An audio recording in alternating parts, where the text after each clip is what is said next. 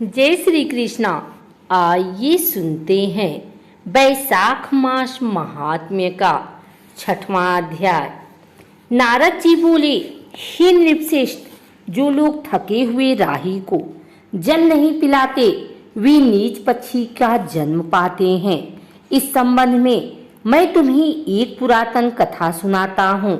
इसमें एक ब्राह्मण और उसके घर की छिपकली की कथा है। पुराने समय में हेमांग नामक एक राजा था। वह इक्ष्वाकु वंशी राजा बहुत ही धर्मात्मा, जितेंद्रिय तथा ब्राह्मण भक्त था।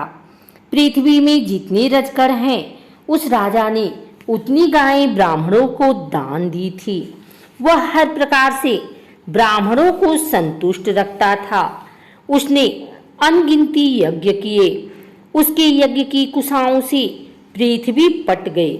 भूमिदान, स्वरदान, अन्नदान आदि जो भी दान है, उस राजा ने वे सभी तो किए, परंतु जलदान नहीं किया। एक बार वशिष्ठ ऋषि उसके राज्य में पधारे और राजा को जलदान करने की सलाह दी। तब स्वयं को अधिक चतुर समझने वाला राजा इस प्रकार बोला, हे ऋषि श्रेष्ठ, पृथ्वी पर जो वस्तु बिना मूल्य के सबको प्राप्त है, उसका दान करने से क्या फल मिलेगा? जो वस्तु हर किसी को नहीं मिल पाती, उसको देना ही पुण्य है। ऐसे तर्कयुक्त वचन राजा ने कहे, परंतु जल दान नहीं किया। दान भी वह उन ब्राह्मणों को करता था जो लूले लंगड़े और दरिद्री होते थे। वह वेद पाठी, तत्वज्ञानी तथा ब्रह्मवादियों को दान नहीं देता था। उसका कथन था कि प्रसिद्ध ब्राह्मणों को तो सभी दान देते हैं, किंतु ये अपाहिज, दरिद्री, जीविका विहीन बेचारे हर प्रकार की वस्तु के अभाव में दुख भोगते हैं। सो मेरा दान तो इन्हीं के निमित्त है। इस तरह वह दुर्बुद्धि राजा कुपात्रों को ही दान करता रहा, जिसके कारण वह 3 जन्मों तक पक्षी योनि को प्राप्त हुआ। फिर एक जन्म में गिद्ध और 7 जन्मों में कुकर बना। तत्पश्चात उसके छिपकली का जन्म लिया।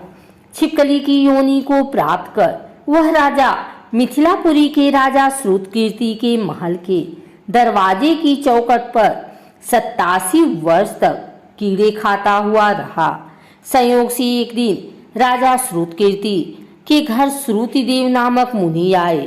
राजा मुनि को देखकर बड़ा प्रसन्न हुआ। उसने अर्घ देकर गुरु के चरण धोए तथा उनके चरणामृत को जब अपने मस्तक पर छिड़का तो वह जल छिपकली के ऊपर भी पड़ गया। उस जल के प्रभाव से छिपकली को अपने पूर्व जन्मों का ज्ञान हो गया। तब अपनी पूरी योनि के दुख से दुखित हो वह छिपकली त्राहि त्राहि करती हुई यह कहने लगी, हे मुनिराज, आप मेरी रक्षा करें। छिपकली के मुख से मनुष्य की वाणी सुनकर मुनि आश्चर्यचकित रह गए और उस छिपकली से बोले, तू कौन है? तू शोकाकुल होकर इस प्रकार विलाप क्यों कर रही है? तो इस योनि को कैसे प्राप्त हुई है? तू अपनी कथा कह, मैं तुझे इस योनि से मुक्त करूंगा। मुनि की सांत्वना देने वाले इन वचनों को सुनकर वह छिपकली बोली, हे मुनिराज, मैं इक्ष्वाकु वंश का हेमांग नामक राजा था। पूर्व वेदंग धर्मनिष्ठ तथा ज्ञानी भी था। मैंने अनगिनत गौएं दान की थी, अनगिनत यज्ञ किए, कुएं तालाब खुदवाए, बाग लगवाए, सब प्रकार के दान किए, धर्म पूर्वक प्रजा का पालन किया। किंतु फिर भी मैं 10 जन्मों तक चातक, गिद्ध तथा कुत्ते की योनि पाकर अब 12वें जन्म में छिपकली की योनि में आ पड़ा हूँ।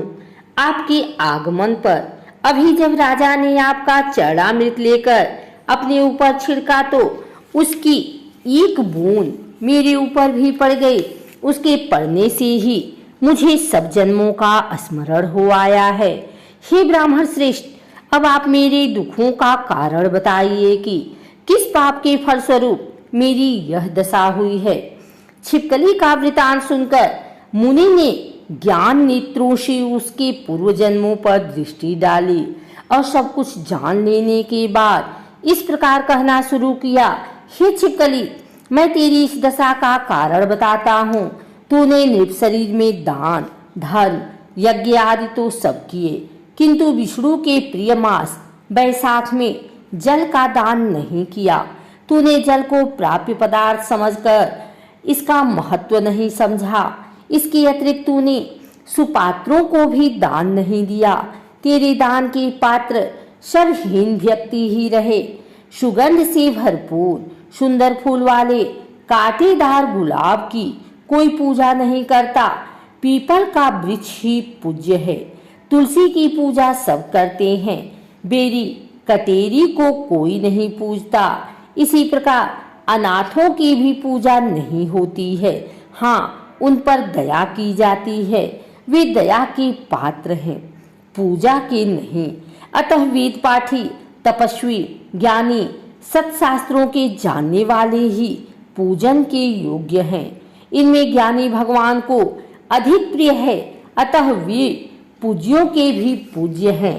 ऐसे ज्ञानियों की अवहेलना करने वाला मनुष्य पाप का भागी बनता है। तीर्थ स्नान एवं मूर्ति पूजन भी तत्काल फलदायक नहीं होता, किंतु ज्ञानी महात्माओं के तो दर्शन मात्र से ही मुक्ति मिल जाती है। हे इक्ष्वाकु वंशज, तूने तो यह दोनों ही कर्म त्यागे हैं, अर्थात न तो जल दान किया और न ज्ञानी महात्माओं तथा वेद पाठियों का आदर ही किया। इसी कारण तू इस दुर्दशा को प्राप्त हुआ है। हे राजा, मैंने जो बैसाख मास में पुण्य किया है उसका फल मैं तुझे दूंगा। यह कर मुनिवर ने जल हाथ में ले अपने पुण्यों के फल का संकल्प करते हुए उसे छिपकली पर छिड़क दिया। उस जल के प्रभाव से राजा ने छिपकली का देह त्याग कर सब पापों से मुक्त हो दिव्य शरीर प्राप्त किया। फिर सबके देखते देखते उसके लिए आकाश से विमान भी आ गया। तब वह राजा मुनि के हाथ जोड़ परिक्रमा कर आज्ञा ले विमान में चढ़ गया। जब विमान स्वर्ग को चला तब देवता स्तुति करके उस पर फूल बरसाने लगे। फिर स्वर्ग के 10,000 वर्षों तक समस्त सुखों का भोग करने के बाद वह इक्ष्वाकु वंश में राजा काकुत्स के नाम से उत्पन्न हुआ। वह राजा 7 द्वीपों पर राज्य करता था। वह पुनः बड़ा ब्राह्मण भक्त बना, साधु सेवी और परमार्थ ज्ञानी भी बना।